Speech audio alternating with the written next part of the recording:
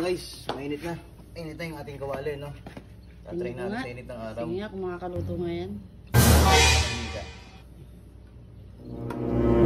Yan ang cut yan.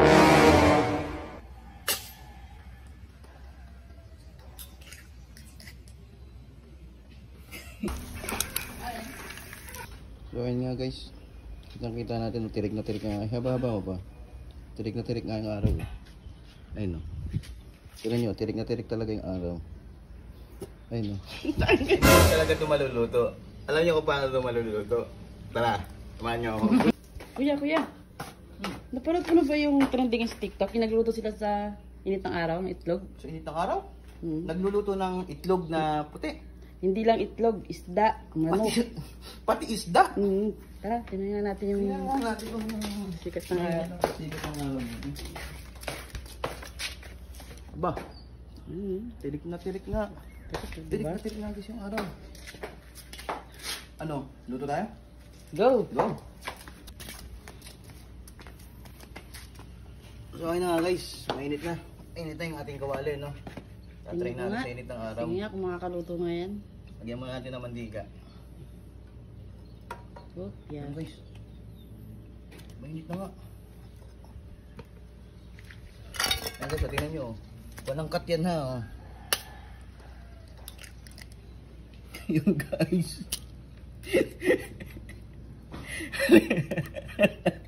Kita nyo. Kahit 10 taon kayo dyan. 10 taon kayo dito. Hindi ko talaga ito maluluto.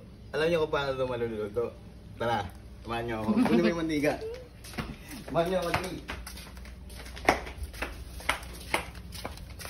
Ito talaga, dito talaga maluluto. Yan ha. Ayan. Ito yung kawali ha. Oh. Salang mo dyan, lintika. Ayan, buksan mo. Ayan, may apoy. Wala pang apoy. Buksan ng gas. O, ayan ha. Ayan, may apoy.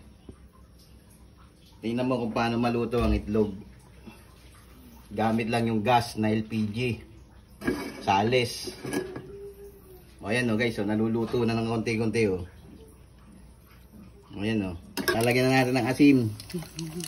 O, asin. Ayan guys o. Ang galing o. Ang galing ng kalan no.